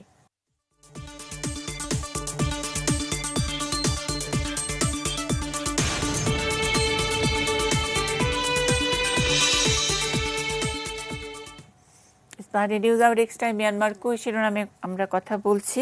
বিরতিতে যাবার আগে বলছিলাম বাংলাদেশের পররাষ্ট্রমন্ত্রী এই বিষয়ে যে মন্তব্য করেছেন সে বিষয়ে সহকর্মী আশিকুর রহমান অপুর রিপোর্টটি দেখে আমরা আন্তর্জাতিক বিশ্লেষক শাহাব ইনাম খানের কাছে আবারও একটু শুনবো। মিয়ানমারের সামরিক অভ্যুত্থানের পর সবচেয়ে বড় আশঙ্কা রোহিঙ্গাদের ফেরত নেবার প্রক্রিয়া কতটা বাধাগ্রস্ত হতে পারে। গত কয়েক বছরে বাংলাদেশে থাকা প্রায় 11 লাখ রোহিঙ্গা ফেরত নেবার প্রক্রিয়ায় কেবলমাত্র গতি এসেছিল চীনের উদ্যোগে ত্রিদেশীয় বৈঠকে, যার ফলে ফেব্রুয়ারির প্রথম সপ্তাহেই 3 দেশের ওয়ার্কিং কমিটির বৈঠক হবার কথা। পররাষ্ট্র মন্ত্রণালয় সোমবার দুপুরে সংবাদ বিজ্ঞপ্তিতে বলেছে ঢাকার প্রত্যাশা রোহিঙ্গা প্রত্যাবাসন প্রক্রিয়া যথাযথভাবেই চলবে। মিয়ানমারে গণতান্ত্রিক প্রক্রিয়া এবং সংবিধান বহাল থাকবে বলেও আশা করে বাংলাদেশ। নিকটতম প্রতিবেশী হিসাবে মিয়ানমারের শান্তি ও স্থিতিশীলতা কামনা করি এবং আমরা যে রোহিঙ্গা জনগোষ্ঠীর প্রত্যাবর্তন প্রসেসটা আমাদের এটা অগ্রাধিকারের ইস্যু, আমরা এটা চলমান রাখবো এবং আমার বিশ্বাস যে আমরা এই ব্যাপারে আমাদের স্থিত লক্ষ্য অর্জন করতে পারব। কূটনৈতিক বিশ্লেষকেরা মনে করছেন রোহিঙ্গা ইস্যু যাতে সামরিক অভ্যুত্থানের কারণে পিছিয়ে না যায় এই জন্য সতর্ক থাকতে হবে। আমি নিশ্চিত এই সিভিলিয়ান গভর্নমেন্টের প্রতিনিধি অথবা তাদের কর্তৃপক্ষ যারা আছে তারা কোনো কথা বলেছে বা কোনো প্রতিশ্রুতি দিয়েছে সেনাবাহিনীর সরাসরি অথবা পরোক্ষ অনুমোদন ছাড়া, এটা তারা করে নাই বলে আমার বিশ্বাস। এক্ষেত্রে সিভিলিয়ান গভর্নমেন্ট এবং সেনাবাহিনী কিন্তু একই জায়গায়। আমরা তো সরকারের সাথে আলোচনা করেছি, ব্যক্তি বিশেষের সাথে না। সুতরাং মায়ানমার সরকারের সাথে আমাদের প্রক্রিয়া চলমান থাকবে। আমরা শুধু আশা করব যে তারা যেসব কথা বলছেন যে গণতন্ত্রের পথে তারা থাকবেন এবং কনস্টিটিউশন মেনে চলবেন, সেটাকে আমরা আশা করব সেটা তারা কার্যকরী করেন। যেহেতু রোহিঙ্গা আমাদের জন্য আমাদের একটা বার্নিং ইস্যু আছে তাদের সাথে, সেই বার্নিং ইস্যুটা রিজলভ করার জন্য আমাদের খুব ট্যাক্টফুলি তাদের সাথে একটা সম্পর্ক বজায় রেখে চলতে হবে। সীমান্তে সজাগ থাকার জন্য সরকারের প্রতি আহ্বান বিশ্লেষকদের। তারা বলছেন, সামরিক অভ্যুত্থানের কারণে নতুন করে যেন রোহিঙ্গারা বাংলাদেশে না আসে সে বিষয়েও শক্ত থাকতে হবে সরকারকে। এটা একেবারে কিন্তু স্পেকুলেশন, এটা ঘটবে এমন কোনো কথা নাই, কিন্তু যদি ঘটে তাহলে বাংলাদেশের শক্ত অবস্থায় যাওয়া উচিত, আমাদের কোনো অবস্থাতে আর বর্ডার খুলে দেওয়া উচিত না। ঠিক আছে। Ashikur Rahman Apu, ATN news, Dhaka. যেটা বলেছেন পররাষ্ট্রমন্ত্রী, যে এটা কোনো ব্যক্তির সঙ্গে নয়, এটা দেশের এবং ত্রিপক্ষীয় যে আলোচনাটি হবার কথা ছিল সেখানে আন্তর্জাতিক মহলের উপস্থিতি চেয়েছে, চীন যেমন চেয়েছে। আমরা গত পরশুই সেরকম একটি শিরোনাম করেছি, ভারতও চায় যে আন্তর্জাতিক উপস্থিতি থাকুক এই রোহিঙ্গা ইস্যুতে।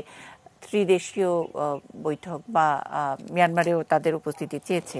শাহাব খান, এটা কতখানি এখনকার পরিস্থিতিতে মিয়ানমার এই এরকম একটি অভ্যুত্থান হয়ে যাওয়ার পরে কতখানি আমরা এইসব নিয়ে আশা করতে পারি? প্রথম কথা হলো যে আমি পররাষ্ট্রমন্ত্রীর সাথে এই একটা জায়গায় খুব একমত যে আমরা আসলে সরকারের সাথে এনগেজ হই, ব্যক্তির সাথে না। বিশেষ করে এখানে দুটা জিনিস খুব গুরুত্ব দিয়ে দেখা দরকার। একটা হলো যে দেখেন, এখানে আমাদের প্রাক্তন পররাষ্ট্র সচিব মহোদয় উনিও আছেন। ওনার সময় যখন ওনারা মানে বাংলাদেশ সরকার যখন মায়ানমারের সাথে এনগেজ হয়, এটা কিন্তু বাংলাদেশ সরকার হোল হার্টেডলি এনগেজড হয় এবং স্বাভাবিকভাবেই আমরা একটা চুক্তিও সই করি। এখানে মুশকিলটা হলো যে মায়ানমারের যে কনস্টিটিউশনাল স্ট্রাকচার এবং স্টেট স্ট্রাকচার এবং ব্যুরোক্রেসি যে স্ট্রাকচার, তার মধ্যে কি মিনিস্ট্রিগুলি কিন্তু মিলিটারি কন্ট্রোল করে আসছে। ফলে আমাদের কূটনীতিতে আমরা যে জায়গাতে ছিলাম সেই জায়গাতে আমরা মোটেও খারাপ করি, কিন্তু মুশকিলটা হয়ে যাচ্ছে যে আমাদের কূটনীতিক তৎপরতা ওই পারে তো বুঝতে হয়।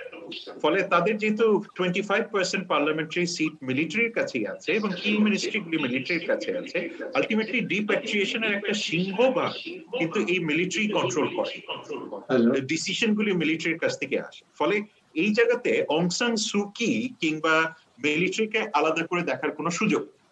এই কারণে পররাষ্ট্রমন্ত্রী যেটা বলেছেন যথার্থই ওটা উনি বলেছেন। এখন আমাদেরকে যে জায়গাটাতে এখন খেয়াল রাখতে হবে, যেটা আপনার সাংবাদিকও বললেন, যে এই বর্ডার ইস্যুতে আবার নতুন করে টেনশন যাতে না হয়। কারণ বাংলাদেশকে কথা চালিয়ে যেতে হবে, বাংলাদেশকে ট্রাইপার্টাইট পলিসির মধ্যে থাকতে হবে চীনকে কেন্দ্র করে, বাংলাদেশকে ইন্টারন্যাশনাল কমিউনিটির সাথেও থাকতে হবে। কারণ ইন্টারন্যাশনাল কমিউনিটি কিন্তু এখন মায়ানমারের উপরে একটা বড় রকমের প্রেশার ক্রিয়েট করবে। এখন প্রশ্নটা থাকে, এই প্রেশার ক্রিয়েট যখন হবে তখন আমাদের রোলটা কতটুকু হবে সেটাও আমাদেরকে মনে রাখতে হবে। ওভারটলি কোনো কিছু না করাটাই শ্রেয়। এই কারণে শ্রেয় যে আমরা যত ইনিশিয়েটিভই নেই না কেন, যেই পর্যন্ত মিলিটারি না চাবে সেই পর্যন্ত আমাদের ইনিশিয়েটিভ গুলি বা ইন্টারন্যাশনাল কমিউনিটির ইনিশিয়েটিভ গুলিও খুব যে এফেক্টিভ হবে সেটাও বলা যায়। সুতরাং শেষ পর্যন্ত আমাদের পলিসিতে আমরা যে একটা ইকুয়াল ফুটিং এ যাওয়ার জন্য যে আমরা একটা বাইল্যাটারাল, ট্রাইল্যাটারাল এবং মাল্টিল্যাটারাল প্রসেসগুলির মধ্যে দিয়ে যাচ্ছি, সেটা কন্টিনিউ করতে হবে। মিলিটারি টু মিলিটারি কন্ট্যাক্টটা আগের চেয়ে অনেক বাড়াতে হবে। এই কারণে বাড়াতে হবে যে সাডেনলি মেজরিটি পাওয়ারটা শিফট হয়ে গেছে মিলিটারির কাছে। সুতরাং আমাদের কনভেনশনাল ট্র্যাডিশনাল যে ডিপ্লোমেসি আছে সেটার সাথে এখন মিলিটারিকে ইনক্লুড করতে হবে, কারণ মিলিটারি টু মিলিটারি কমিউনিকেশনের প্যাটার্নটা।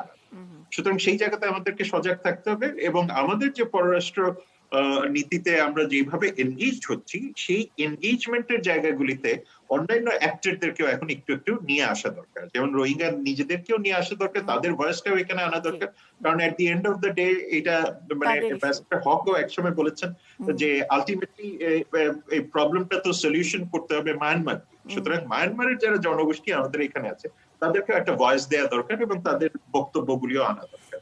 আর শেষ যেটা, যে চীনকে কেন্দ্র করে বা মার্কিন যুক্তরাষ্ট্রকে কেন্দ্র করে বা জাতিসংঘকে কেন্দ্র করে যেই ডিপ্লোম্যাটিক ইনিশিয়েটিভস গুলি আমরা নেই না কেন, সেগুলিতে সবসময় একটা টলারেন্ট অ্যাটিটিউড থাকা প্রয়োজন। কারণ আমাদের আননেসেসারি কোনো টাসেলে যাওয়া উচিত না এবং আমাদের একটা বড় প্রবলেম হয় যে আমরা ইমোশনাল জাতি, আমরা অনেক সময় ইমোশনালি অনেক কিছু বলে ফেলি দায়িত্বশীল জায়গা থেকে। এই জায়গাগুলিতে আমাদেরকে আরেকটু কেয়ারফুল হওয়া দরকার। আমাদের একটা ন্যাশনাল ন্যারেটিভ থাকা দরকার। কিছুদিন আগে অ্যাম্বাসেডর হক, আমি একটা কনফারেন্সে ছিলাম আইইউবি, সেখানে ওই ন্যাশনাল ন্যারেটিভস নিয়েও একটা কথা বলা হয়েছে যে we have to speak in the same language. কারণ একজন বলবে যে রোহিঙ্গারা খারাপ, একজন বলবে রোহিঙ্গারা ভালো, একজন বলবে মিয়ানমার খারাপ, একজন বলবে মিয়ানমার ভালো। সেক্ষেত্রে ওই ধরনের ডিবেটে না গিয়ে বরং আমরা ওই পিসফুলি ন্যাশনাল একটা ন্যারেটিভস তৈরি করে, ন্যাশনাল একটা ইডিওলজি তৈরি করে, ন্যাশনাল একটা পলিসি তৈরি করে ডেফিনেটলি এনগেজ হওয়া। এবং যে পলিসিটি আমাদের তৈরি হয়নি তা না, আমাদের পলিসিগুলিকে আরেকটু অ্যাক্টিভেট করার জন্য আমাদের যা যা করার দরকার আমরা সেটা করবো। ইন্টারন্যাশনাল কোর্ট অফ জাস্টিস এর একটা বড় রোল আছে। ইন্টারন্যাশনাল কোর্ট অফ জাস্টিস বারবার তাদের কাছ থেকে পেরিয়ডিক রিপোর্টস গুলি চাবে। এই পেরিয়ডিক রিপোর্টস গুলি কিভাবে রিপোর্টেড হচ্ছে এবং কি ধরনের এটা ক্রেডিবিলিটি থাকবে, সেই জায়গাতে বাংলাদেশের মিডিয়া বলেন, বাংলাদেশের গ্লোবাল মিডিয়া, তাদের একটা বড় রকমের রোল আছে। সেই জায়গাগুলিকে আরেকটু আমাদের নজর দেওয়া দরকার। এবং আমার মনে হয় যে গ্লোবাল মিডিয়া বা গ্লোবাল কমিউনিটির সাথে আমাদের সংযোগটা আরেকটু বাড়ানো। আর মোদ্দা কথা যেটা, যে এই আজকে মিলিটারি মিয়ানমারে আসলো কি আসলো না, কিংবা কি আছেন না, এটা সম্পূর্ণই ইররিলেভেন্ট হয়ে যাবে যখন স্টেট টু স্টেট কমিউনিকেশন আসবে। এবং বাংলাদেশের জাতীয় স্বার্থে যেটা করার দরকার করবে। সুকি কিন্তু ভুলে গেলে হবে না, সুকি এবং জেনারেল লিঙ্ক দুইজনই কিন্তু তাদের জাতীয় রাষ্ট্রে কাজ করছে, জাতীয় স্বার্থে কাজ করছে। সুতরাং আমাদেরকে এই জায়গাতে ফোকাস না করে যে কারা এখন সরকারে আছে, তার চেয়ে বড় ফোকাস করা দরকার যে কি ধরনের সরকার আসলো এবং আমাদের কি কি পলিসিগত চেঞ্জ করা দরকার। আমাদের ডিপ্লোমেসির ধরনটা কেমন হবে, কনভেনশনাল করলে হবে না। আর শহীদুল হককে সাবেক পররাষ্ট্র সচিব বলছি বটে, খুব বেশি দিন হয়নি, মানে সাবেকটাও আমাদের ঠিকঠাক করে মুখে আসছে না। অল্প কয়েকদিন আগেই আমরা সিনিয়র সচিব হিসেবে তাকে আমরা এই পররাষ্ট্র সচিবের দায়িত্বে দেখেছি। আমাদের কি আমরা কি এখনো এই কনভেনশনাল ডিপ্লোমেসিতে আছি, নাকি এই ডিপ্লোমেসির জায়গাও আমরা অনেক স্মার্ট, অনেকখানি যখন যেখানে যেটা দরকার, এখন যেটা শাহবেনাম খান ইঙ্গিত দিলেন যে মিলিটারি টু মিলিটারি কমিউনিকেশনের একটা দরকার পড়বে, এবং সেটার আমরা কনভেনশনাল ডিপ্লোমেসিতে যেই ভাষা ব্যবহার করি ওটার আবার একটা ডিফারেন্ট ভাষা। এই জায়গায় আমরা কতখানি তৈরি এবং স্মার্ট আছি? এমনিতে তো আমাদেরকে অনেক স্মার্ট মনেই করে আসলে মিয়ানমার। শহীদুল হক। ধন্যবাদ। আমি প্রফেসর শাহাব নামের সাথে উনার আর্গুমেন্টের সাথে একদম একমত। আমার মনে হয় যে তিনটা জিনিস দেখতে হবে। একটা হলো প্রেক্ষাপট পাল্টে গেছে, আগের আর এখনকার। কিভাবে?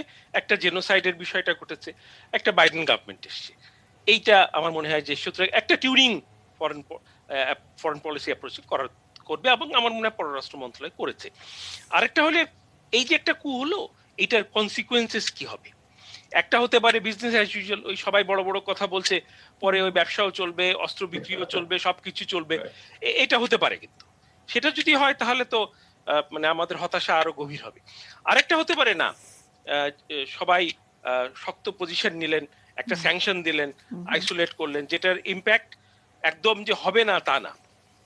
গ্লোবালাইজড ওয়ার্ল্ডে এখন কিন্তু খুব ডিফিকাল্ট, তো সেটা হতে পারে। তো এর উপরে নির্ভর করে আমাদের টিউনিংটা করা দরকার আর কি। আর রোহিঙ্গাদের তাহলে কি হবে? একটা হলে রোহিঙ্গারা এখন যেরকম আছে স্ট্যাটাস ওরকমই থাকবে যদি বিজনেস অ্যাজ ইউজুয়াল হয়, অথবা একটা ড্রাস্টিক মুভ আসতে পারে। এখন যে গভর্নমেন্ট এসছে, এই জেনারেলগুলো সবগুলোই তো জেনোসাইডের কেসে ভুগছে।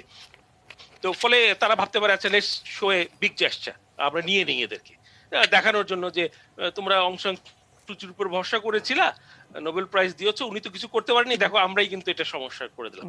আমি বলছি না যে আমি এই ব্যাপারে খুব আশাবাদী, but that's also a scenario that we have to keep in mind. এখন আমাদের মানে প্রফেসর সাহেবরা সুন্দর করে বললেন কি করা দরকার। আমার মনে হয় যে সময় আসছে একটু মুভ করা ক্যাপিটাল থেকে, ইম্পর্টেন্ট ক্যাপিটাল গুলোতে যাওয়া দরকার, এবং আমাদের যে এক বছরে যে নতুন ন্যারেটিভ হয়েছে, আমাদের যে অভিজ্ঞতা হয়েছে, এটা তাদেরকে আবার করে বলা। ইউনাইটেড স্টেটস এ নতুন গভর্নমেন্ট এসছে, ব্লিংকেনের সাথে আমাদের অনেক ভালো যোগাযোগ ছিল, কিন্তু 5 বছরে তো উনি আর এটা আপডেট পাননি। ওইখানে একটা আপডেট দেওয়া, চীনে একটা আপডেট দেওয়া, ইন্ডিয়া একটা আপডেট দেওয়া, ইউএন একটা আপডেট দেওয়া, এই কাজগুলো আমার মনে হয় দ্রুততার সাথে করতে হবে। আমাদের গল্প আমাদেরকে বলতে হবে, সেটি তো ডিপ্লোমেসি। আমাদের ন্যাশনাল ইন্টারেস্টকে ঠিক রেখে ওই জায়গায় করতে হবে। আমি শাহাব নামের সাথে একদম একমত যে আমাদের ন্যারেটিভটা একটু পাল্টাতে হবে। কি পাল্টাতে হবে? আগে আমরা যখন আলোচনা করতে ওয়ান অফ দ্য আর্গুমেন্টস অপোনেন্টদের থাকতো ওয়েস্টার্ন ওয়ার্ল্ডে, যে দেখো তোমরা বেশি প্রেশার দিও না, তাহলে অং সান সুচিকে ওরা সরিয়ে দিবে। তো এক্স্যাক্টলি তাই আমরা কিন্তু বলেছি যে আজকে রোহিঙ্গা, কালকে non Rohingya. It's a question of time. You give them, once they smell the blood, they're going to eat everybody else except their own people. তো সেইটাই হয়েছে। সুতরাং আমরা বলতে পারি যে সেটা তো হলো না, আসলে তো তোমরা আবারও তো মিলিটারি টেক ওভার করলো। সো তোমাদের assumption wrong. Let's work on a different assumption as far as the Rohingyas are concerned. Let's bring in the genocide. Let's bring in sanction plus. Otherwise এই যে একটা যে গোষ্ঠী, এরা এই ধরনের কাজ করতেই থাকবে। ধন্যবাদ। এই যে ন্যারেটিভগুলো পাল্টাতে হবে এবং একসুরে গাঁথতে হবে, যে কথাটি দুজনেই ইঙ্গিত দিয়েছেন। শহীদুল হক বললেন এবং শাহবানাম খানও এই কথাটি পারলেন আমাদের আজকের এই আলোচনায়। আমরা মাসুদ করিমের কাছ থেকে একটু শুনবো একেবারে ছোট্ট বিরতি, শেষ বিরতির পরে।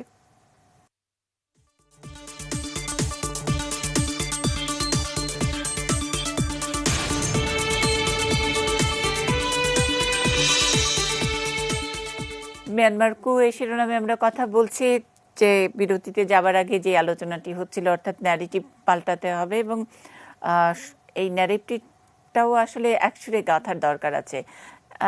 সেটা না হয় বুঝলাম, কিন্তু পৌঁছাবো কিভাবে অথবা জানবো কিভাবে ওখানকার কোনো ফিডব্যাক? কারণ আমরা জানি বরাবরই সামরিক শাসন থাকুক আর নাই বা থাকুক, মিয়ানমার আসলে এত লম্বা সময়ে সেনার ক্ষমতার মধ্যে থাকতে থাকতে তাদের বোধহয় একটা অভ্যাসেই পরিণত হয়ে গেছে। সারা দুনিয়া থেকে তারা একটু বিচ্ছিন্ন, ক্লোজ। আমরা খুব কমই জানি এই দেশটি সম্পর্কে, অথবা তাদের গণতন্ত্র, তাদের ফ্রিডম অফ এক্সপ্রেশন, এগুলো সম্পর্কে তারা কি জানে, কি বোঝে, মিডিয়া কতখানি উদার বা খোলা, সেগুলো নিয়েও খুব বেশি আমরা আলাপ আলোচনা শুনি না। আমাদের ওই মিয়ানমারের বন্ধুরাও খুব বেশি এদিক ওদিক করেন না, তাদেরকে আমরা কোথাও পাই না ইন্টারন্যাশনাল ফোরামে। তাহলে আমরা কিভাবে জানাবো আসলে এই বার্তা আদান প্রদান, তথ্য আদান প্রদানেও বা মিয়ানমারের চেহারাটা কেমন? সহকর্মী শাহান মাহফুজের কাছ থেকে একটু শুনে নিয়ে সাংবাদিকের কাছ থেকেই বাকি মন্তব্য শুনবো। মিয়ানমারের শাসন ব্যবস্থা অন্যান্য দেশ থেকে অনেকখানি আলাদা। সেনাবাহিনী সম্পূর্ণ স্বায়ত্তশাসন ভোগ করে, যার ফলে অভ্যন্তরীণ সব বিষয় তারা নিজেরাই নিয়ন্ত্রণ করে এবং বাইরের হস্তক্ষেপ সহ্য করে না। মিয়ানমারের রাজনীতি, সামাজিক কর্মসূচি, বাণিজ্য ও অর্থনীতি, সেনাবাহিনীর বিভিন্ন প্রকল্প এবং পররাষ্ট্রনীতি সম্পর্কে জানার অবকাশ অনেক কম। বিশ্লেষকদের মতে, যে দেশের শাসনভাগের নেতৃত্বে সেনাবাহিনী, সেখানে তথ্য গোপনের একটা ব্যাপার থাকে। হয় সেটা কৌশল, নয়তো তথ্য ফাঁসের ভয়। মিয়ানমারও তেমনই একটি দেশ। বাংলাদেশ ছাড়াও মিয়ানমারের নিকটতম প্রতিবেশী হিসেবে ভারত ও চীনের সাথে বাণিজ্যিক অনেক বিষয়ে বিস্তারিত জানা যায় না। বিশেষজ্ঞদের মতে, রাখাইনে চীনা বাণিজ্য সম্প্রসারণের অংশ হচ্ছে রোহিঙ্গা মূলোৎপাটন। রোহিঙ্গা ইস্যু বিশ্বব্যাপী আলোচনায় আসার আগ পর্যন্ত তাও অনেকটা অজানা ছিল। রোহিঙ্গা গণহত্যায় সেনাবাহিনীর কিছু সদস্যের জড়িত থাকার বিষয়ে সংবাদ প্রকাশ করায় রয়টার্সের 2 সাংবাদিককে কারাদণ্ড দেয়া হয়েছিল। এমনইভাবে জাতীয় স্বার্থবিরোধী যে কোনো তথ্য প্রচারে দেশটির গণমাধ্যমের ওপর পরোক্ষ নিষেধাজ্ঞা রয়েছে। মিয়ানমারে বহুজাতির বসবাস হওয়ায় জাতিগত বিদ্বেষ রয়েছে। বিভিন্ন সময়ে সংখ্যাগরিষ্ঠ বৌদ্ধদের সাথে অন্যান্য জাতিগোষ্ঠীর সংঘাত হলেও তার খবর খুব একটা পাওয়া যায় না। রোহিঙ্গা নিপীড়নের অনেক তথ্যই সে সময় সামনে আসেনি। নির্যাতনের মুখে বাংলাদেশে রোহিঙ্গাদের ঢল নামার পর ধীরে ধীরে তা বিশ্বের কাছে উন্মুক্ত হয়। Shaon Mahfuz, desk report, ATN news. এরকম যখন অবস্থা, তখন আমরা নতুন ন্যারেটিভগুলো কোথায়, কিভাবে, কেমন করে পৌঁছাবো? এটা কি শুধু বিশ্ব নেতৃবৃন্দের জন্য ন্যারেটিভ বদলানো, নাকি খোদ মিয়ানমারকেও জানতে হবে, বুঝতে হবে? না, আমি আপনার মিডিয়ার আলোচনাটা আসার আগে 2টা বিষয় একটু আমি আমাদের আজকের যে বিজ্ঞ আলোচক তাদের সাথে একটু সবিনয়ে দ্বিমত করি।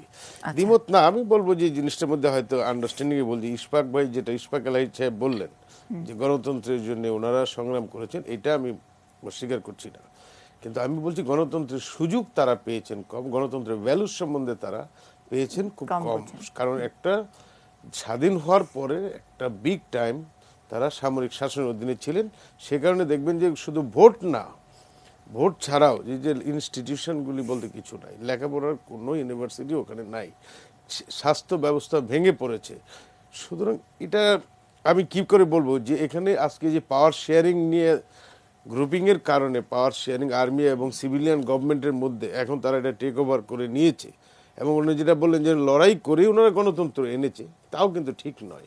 সেনাবাহিনী কিছুটা ছাড় দিয়েছিল তাদের ভঙ্গুর অর্থনীতির মধ্যে বিনিয়োগের ফ্লো আনার জন্য। নিয়ন্ত্রিত গণতন্ত্র, গণতন্ত্র মানে পাওয়ার শেয়ারিং, গণতন্ত্র মানে বিনিয়োগ আসবে, বাকিটা আমাদের নিয়ন্ত্রণ। সেই জায়গাটায় এখানে উনি হয়তো আমার বক্তব্যটা বুঝতে ভুল করেছেন বা আমি বোঝাতে ভুল করেছি। আরেকটু দ্বিমত করছি যে শহীদুল হক সাহেবের সঙ্গে, সেটা উনি বলছেন যে হয়তো আর্মিরা নিয়ে নেবে, এইটাও আমি একমত পোষণ করতে পারতেছি না। কারণ ওনাদের যে মনোভাব নির্বাচনের আগ থেকেই, ওনাদের এসপিডিসির প্রার্থী উনি বললেন যে আমার রক্তে কোনো মুসলমানের রক্ত নাই, আমার রক্তে কোনো চাইনিজ রক্ত নাই, আমার পিওর বার্মিজ ব্লাড। তার মানে এরা হোম গ্রোন। এবং এনারা যে চাইনিজ ব্যাকিং নিয়েও এসেছে সেটাও আমরা বলবো না, হয়তো কনফিডেন্সে তারা নিয়েছে কিছুটা, কিন্তু সেটাও এনা।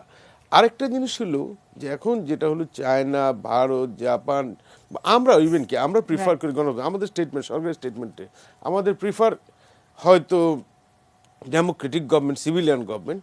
কিন্তু যদি না থাকে তাহলে যেহেতু আমাদের সঙ্গে চুক্তিটা গভর্নমেন্টের হয়েছে, ডেফিনেটলি আর্মিরও সাহায্য ছিল, সেই হিসেবে আমরা ধরে নিচ্ছি যে এদের সঙ্গে আলোচনা হয়তো কন্টিনিউ করবে। কন্টিনিউ করলেও যে এটার ইতিবাচক ফল হবে এটা আমরা বলা যায় না, কারণ ডেমোক্রেটিক গভর্নমেন্ট রোহিঙ্গাদের সম্বন্ধে যা ভাবতো, আর্মির ভাবনাটা সেটা হচ্ছে কোনো অংশে ভালো না, বরং খারাপই আছে। সুতরাং এই রোহিঙ্গার ভবিষ্যৎ আমরা এখন কিছু বলতে পারছি না। থার্ড যে কথাটা আপনি মিডিয়ার কথাটা বললেন, যে টাইমটা বলছিলাম ন্যারেটিভ বদলানোর কথা, সেটা জানবে, বুঝবে বা পৌঁছাবে কিভাবে? শুনেন, আমরা যখন মিলিটারি গভর্নমেন্ট ছিল না, যখন ডেমোক্রেটিক সুচির গভর্নমেন্ট ছিল, ওই সময় ওরা নিউ লাইট অফ মিয়ানমার মানে আর্মির বা স্টেটের যে মুখপাত্র, ওইটাতে একটা লিখিত স্টেটমেন্ট পাঠিয়ে দিয়েছে। ওই স্টেটমেন্ট কিন্তু সেখানকার রাষ্ট্রীয় টেলিভিশন, পত্রিকা বা রেডিও বারবার এটাই পাঠ করছে। এখান থেকে বাইরে আসার কোনো ক্ষমতা তখনও ছিল না। যেটা ছিল যে তারা একটু সোশ্যাল মিডিয়াটা ওপেন করেছিল, সেখানে পাবলিক হয়তো বলছে ট্রাফিক লাইটটা এখন বন্ধ আছে, একটু কমেন্ট দিয়ে দিল, জ্যামে পড়ে গেছি, হয়তো সেখানে পুলিশ বা যারা এটা দায়িত্ব তারা দৌড়ে গিয়ে এটা হয়তো ট্রাফিক ব্যবস্থাটা ঠিক করে দিয়েছে। কিন্তু গণতান্ত্রিক ব্যবস্থা সম্বন্ধে তারা সরকার, রাজনীতি, অন্য দেশের আরেকটা জিনিস সেখানে এবং রোহিঙ্গা শব্দটা তারা ওই মিডিয়াতে ওনারা লিখতে পারে না, না বিরাট রেসিস্টেন্স, জানেই না। আরেকটা জিনিস আমি একটু খালি এনে যোগ করতে চাচ্ছি, এটা যে গণতন্ত্রের জন্য ওনারা লড়াই করেছেন, আজকে বিনা রক্তপাতে, বিনা রেসিস্টেন্সে এই ক্ষমতাটা আর্মি নিয়ে গেছে 4-5 দিন আগের থেকে। কিন্তু এটা রিউমার, সেই রিউমারটার থেকে তো প্রিপারেশন থাকতে পারতো, কিন্তু কেউ কিন্তু কিছু বলে নাই, কারণ বলছে যে এটা প্রতিরোধ করলেই রক্তপাত হবে। সুতরাং এরা কোনো জনগণ বা এনএলডি এত বড় পার্টি কেউ কিন্তু রেসিস্টেন্স করে নাই। তাহলে ওনারা ডেমোক্রেটিক লড়াইয়ে মাঠে থাকবে সেটা আমরা আশা করি না। এরা এখন ক্ষমতা নিয়েছে, তারা যতদিন থাকতে পারে তারা থাকবে। 1 বছরের কথা বলছে, ভোটার লিস্ট ঠিক করবে। কিন্তু এখন শুনছি যে ইয়াঙ্গুনের পরিস্থিতি রীতিমতো স্বাভাবিক, গাড়ি টাড়ি সব চলছে আগের অন্য দিনে। যদিও দু একটি বিদেশি মাধ্যমের খবরে আমরা দেখতে পেয়েছি যে অং সান সুচির একটা স্টেটমেন্টকে কোট করে বলা হয়েছে যে আপনারা বিক্ষোভ করুন, মানে এটাও কতখানি বিক্ষোভ আউটসাইড কান্ট্রি, ইয়াঙ্গুনের ভিতরে নো প্রটেস্ট। এবং আরেকটা জিনিস বলবো যে ওরা এখন এত পিসফুল অবস্থা যে এরা এখন যাদেরকে অ্যারেস্ট করছিল তাদের কারো কারো ছেড়ে দিচ্ছে। মিডিয়ার কথাটা বলছেন, সুচির মিডিয়াগুলি, মিজিমা বা আরো যেগুলি সুচির সমর্থক, এর একটা শব্দ, একটা লাইন লেখার সাহসই করতেছে না, মানে নিষেধাজ্ঞা দেওয়া তো পরের কথা। তো এইখানকার যখন এই পরিস্থিতি, সেখানে আমি আশা করতেছি যে এখন অন্তত কোনো ইতিহাস নাই 1 বছরে আর্মি ক্ষমতা ছেড়ে দেওয়া। তার মানে এটা তো গণতন্ত্র সমর্থিত, এই যে মিয়ানমার, এই যে ইন্ডিয়া যে সমালোচনা করছে সামরিকের, বর্ণনার সমালোচনা করছে, কিন্তু তারাও কিন্তু মিলিটারির সাথে কাজ করবে, জাপানও কাজ করবে, আমাদেরকেও কাজ করতে হবে, স্টেট টু স্টেট কাজ করতে। আমাদের প্রিফারেন্স অবশ্যই, আমরা ডেমোক্রেটিক কান্ট্রি, আমরাও চাই ওখানে গণতান্ত্রিক সিস্টেম আসুক, প্রতিষ্ঠা না আসলে তো আমরা এখানে মানে আমাদের চেনা দেখা জানা এই অভ্যুত্থানগুলো থেকে এইটার চেহারাটা একদমই আলাদা। স্যার জি যোগ করবেন। আমাকে চলে যেতে হবে। জি স্যার, শেষ মন্তব্য। বলে দিতে চাই যে আমরা আশাবাদী হতে পারি, কিন্তু মানে আশাহত হওয়ার সম্ভাবনা যথেষ্ট আছে। এবং মাননীয় পররাষ্ট্রমন্ত্রী বলেছেন যে কথাটা, যে আমরা সরকারের সাথে আলোচনা করছি, কোনো ব্যক্তির সাথে নয়। সেখানেই আমাদের সরকারই তো পরিবর্তন হয়ে গেছে। সরকারের যেটা ছিল আন্ডার কভার, সেটা এখন সামনে চলে আসছে সামরিক বাহিনী, এবং উই হ্যাভ টু একটা নতুন আঙ্গিকে আমাদের নেগোশিয়েট করতে হবে।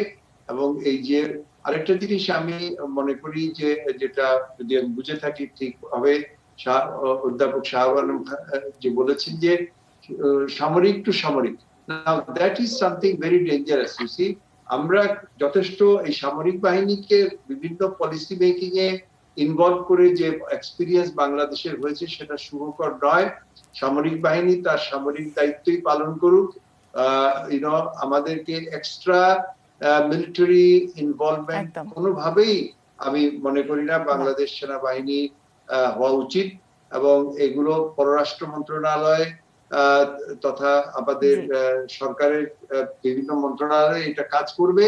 আমরা সামরিক বাহিনী, আমরা আমাদের সীমান্ত এবং আমাদের সার্বভৌমত্ব রক্ষার যে দায়িত্ব সরকার আমাদের দিবে, যেভাবে ব্যবহার করবে, আমার মনে হয় সেভাবেই থাকা উচিত। মিলিটারি টু মিলিটারি কমিউনিকেশন থাকবে নিশ্চয়ই from professional point of view, আমাদের পেশাগত দায়িত্বে, কিন্তু এর বাইরে আমার মনে হয় না আমাদের কোনোভাবেই ইনভলভ হওয়া উচিত। তো থ্যাংক ইউ ভেরি মাচ। অসাধারণ, থ্যাংক ইউ স্যার আমাদেরকে সময় দেওয়ার জন্য। লাস্ট বক্তব্য একেবারে শেষ, এক লাইন যোগ করতে পারবেন সাবেক পররাষ্ট্র সচিব আমাদের অবসরপ্রাপ্ত এয়ার কমান্ডার ইশফাক-ইলাহি চৌধুরীর কথার সূত্র ধরে। স্যার, ডিপ্লোমেসির যেই জায়গাটিতে তিনি একটু দ্বিমত পোষণ করেই তার মতামত দিয়েছেন, এবং যেটা আমাদের ভালোই লাগছে যে এটাই মনে হয় হওয়া উচিত, তিনি যে পরামর্শ দিয়েছেন। স্যার, এক লাইন যোগ করবেন। আসলে একটা গণতান্ত্রিক দেশে সব ধরনের ইনস্টিটিউশনাল ইনভলভমেন্ট নিয়েই এগিয়ে যেতে হবে। আমরা যখন নেগোসিয়েশন করেছি, সেখানে ডিফেন্স ফোর্সেস এর অফিসাররা পার্সোনাল ইনভলভড, এবং এটা শুধু উনারা না, সব সার্ভিসেসই।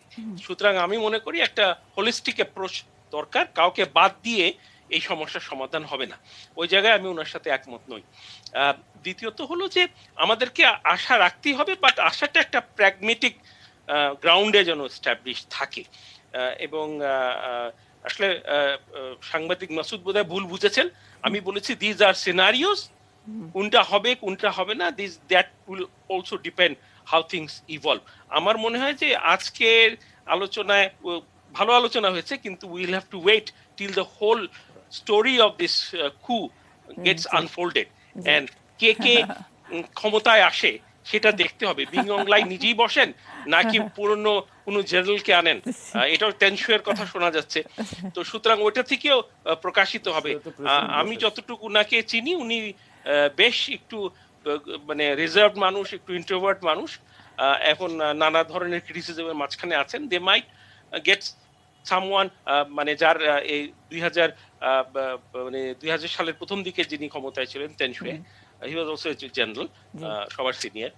তো উনাকেও আনতে পারে, নতুন করে বসিয়ে একটা সিভিলিয়ান ফাসাদ দেওয়ার চেষ্টা হতে পারে। এগুলোর উপর ডিপেন্ড করবে যে আমরা আমাদের স্ট্র্যাটেজিটা কিভাবে ঠিক করব, but engagement has to be there. Sir, আপনি যেটা বলছিলেন যে এই ডিপ্লোমেসিতে সবসময় এক ধরনের সারপ্রাইজ রাখতে হয়, একেবারে প্রেডিক্টেবল হওয়া যায় না বা হওয়া উচিত নয়। আমরা নিউ নর্মালে একটু নিউ নর্মাল কু দেখলাম, এবং এখানেও আমরা যতটা বিস্মিত হয়েছি, আগের যেসব অভ্যুত্থান, একেবারে মিয়ানমারের অভ্যুত্থানের ইতিহাস ঘাটলেও সেটা কোনোটার সাথে এবারটার মিল হবে না। মিল হবেই বা কেন? আমরা তো একটা নিউ নর্মাল বিশ্বে আছি। এখানে আরো অনেক নতুন কিছু দেখবো হয়তোবা, এবং হতাশাবাদী না হওয়ার জন্য সব দিক থেকেই এক ধরনের আহ্বান আছে। আমরাও নিশ্চয়ই হতাশ হব না, যেখানেই থাকুক না কেন বিশ্ব, অন্তত সমস্যাগুলোর সমাধান হবে দেশে দেশে, বন্ধুতে বন্ধুতে, প্রতিবেশীর মধ্যে।